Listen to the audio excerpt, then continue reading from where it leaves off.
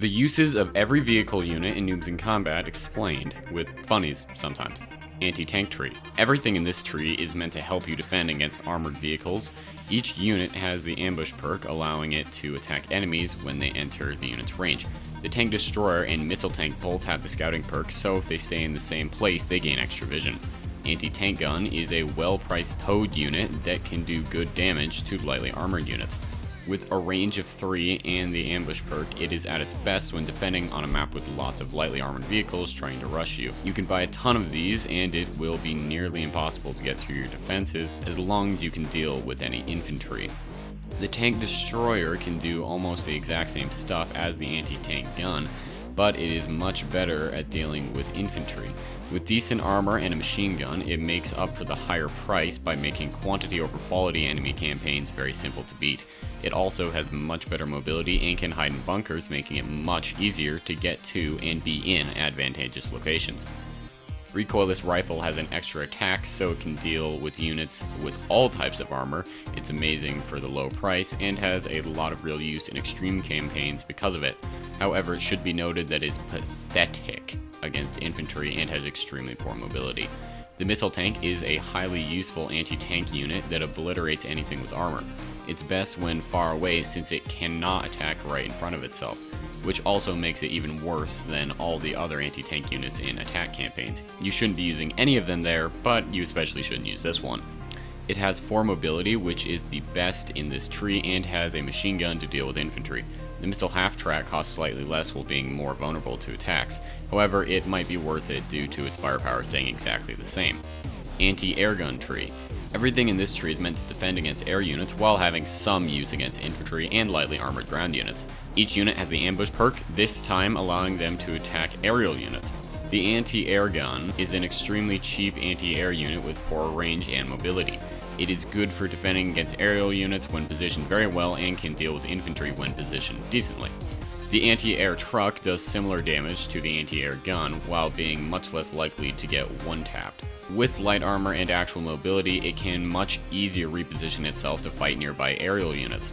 It is slightly more expensive than the anti-air gun, so I recommend using it on larger maps where the mobility is needed. The anti-air cannon is relatively expensive and cannot move at all without being towed, but it makes up for it by protecting twice as much space as the previous 2 units and being able to protect itself from armored units. Depending on the map, one of these can be enough to cover anti-air as long as you can protect it from infantry, since their cute little faces will actually devour it. The Spag is a very expensive anti-air unit that almost always one-shots anything in the air, anything that's infantry and anything with light armor. It in itself has light armor, so it can be easily overwhelmed and destroyed if not protected. However, if it is protected, it will make anything without heavy or medium armor completely useless to the enemy. Supply wagon tree. These 3 units are meant to heal and resupply all your other units so they can fight for longer. Each of them also has the ability to carry 1 infantry unit or towed unit with them.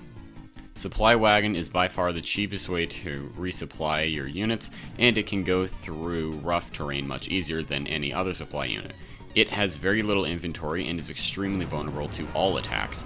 If your offensive force is particularly hard to get through and you don't have much extra money, the supply wagon is definitely the way to go. The supply truck costs slightly more but gains huge mobility, more inventory, and light armor.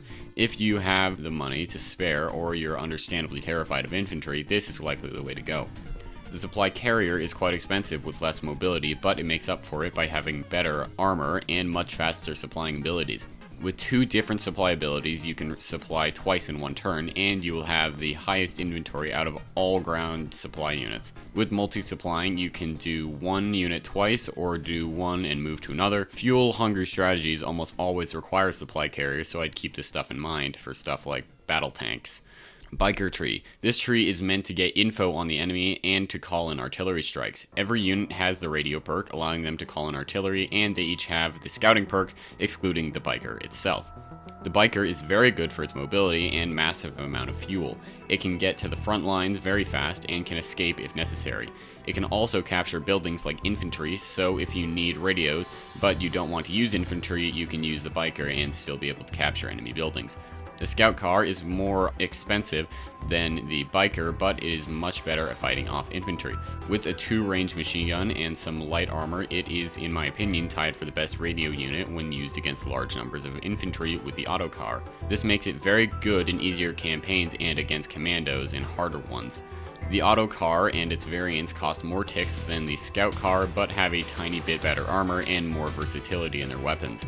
The auto car is very good at dealing with infantry, the heavy car is good at dealing with lightly armored vehicles, and the armored car TD is very good at dealing with medium armored vehicles, but it's not very good at pushing enemy lines, so unlike everything else here, it's kinda defensive. The recon car is the most expensive unit in this tree, meaning you will have less money to spend on artillery, but it also has the highest armor, the highest mobility, 2 attacks, and the ability to move twice in 1 turn. It can do good damage to pretty much anything except medium and heavy armor, but hopefully artillery can deal with that for it. The multi-move can be extremely useful, but you have to use it smartly.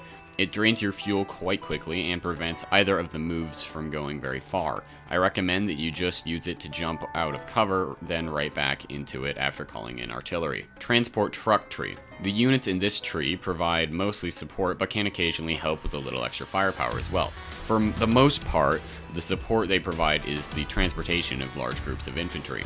The transport truck is an extremely cheap way of transporting infantry that is great for moving through territory you know is safe. It can carry 3 infantry and has high mobility, especially on roads. There's not much more to say other than it should be your go-to for big maps where you've already cleared most of it out. Also, it doesn't need fuel. The half-track and its variants cost more than the transport truck, but are much better at safely transporting troops. All 4 of them have higher armor but slightly lower mobility. The half-track has a 2-tile ranged machine gun, so it's great for transportation when you think infantry might be an issue. The half-track TD can only carry 1 unit, but with its ambush perk and its anti-tank MD, you will be much less likely to have problems with vehicles interfering with it.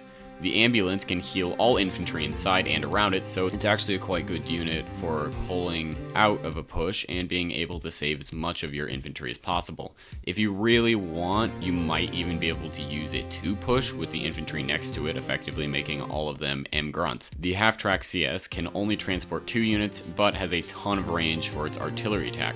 Honestly, I'd recommend using this if you've already got a lot of units with radios equipped. The APC has slightly better armor and a good machine gun. It also has a radio, so it might be good to use with an artillery strategy. The thing I'm confused on is why the wheeled APC costs less and has more mobility. If anyone knows what the difference between wheels and tracks are, please tell me. I feel stupid. The IFV is extremely expensive for a transport unit that can only hold 2 infantry, but it has access to slightly better armor and 3 different attacks to deal with every unit in the game, except naval ones, which aren't really going to be an issue anyway. The machine gun is a simple way of dealing with infantry. The ATGM is great for dealing with medium to heavily armored units, and the autocannon MD is great against lightly armored units, infantry, again, and aerial units. Overall, just a very safe way of transporting high-value infantry. Tankette tree. This tree provides cheap armored units with relatively poor firepower. These typically won't win you any games, but can be good side units to go next to your real heavy hitters. The Tankette is a very cheap unit that is quite good at dealing with infantry. Its armor prevents it from taking any substantial damage from bullets while being able to shoot them back from 2 spaces. The issue is that it can't fight anything with armor or explosives. The scout tank is effectively a slightly more expensive but better tankette. It can deal with infantry even easier and can fight off weaker vehicles with light armor. Still useless against anything with explosives though. I'd recommend it for fighting large groups of infantry that don't include units from the AT rifle tree. If there is a single RPG anywhere on the map, it's as good as dead. The light tank and light tank CS aren't quite as effective at slaughtering infantry, but are less likely to be killed by explosives. With enough light tanks or outside support, they can even be good at dealing with units with explosives. However, RPG or SPAG or battle tank with veterancy or anything else with similar firepower will still melt them into a completely different state of matter. The recon tank is quite expensive for what it provides, but it's your only real option for an armored powerhouse if you also want to run an artillery strategy. With its radio and cannon MD, plus it can completely devastate enemy armor, assuming it's the one that strikes first and has artillery backing it up. Multi-L Tank Tree. These 3 tanks are exceptional for destroying enemy morale, and with some veterancy can even carry your big pushes. Multi-L Tank. While it is relatively expensive for such low armor and mobility, the ability to attack twice with its 2-range machine gun is game-changing. If you're not planning on using artillery and you know there aren't RPGs running around, this is a very good unit for shredding unprotected infantry. It also does a lot more to their morale than most due to its multi-attack.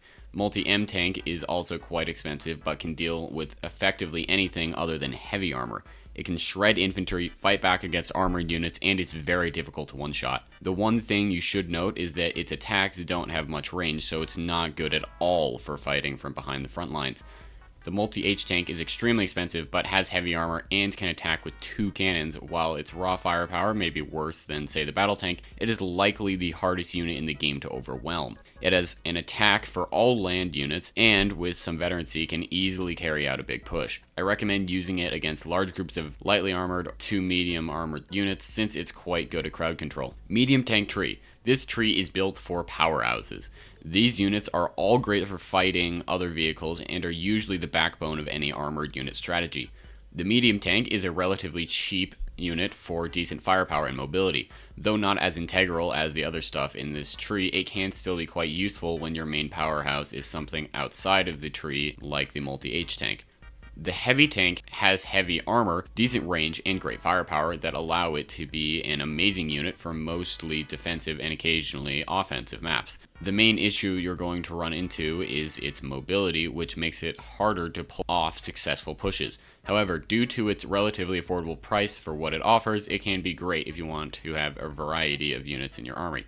The battle tank is usually considered to be the ultimate powerhouse of noobs in combat, but of course something like that comes at a hefty price, that price being 180 ticks, unfortunately.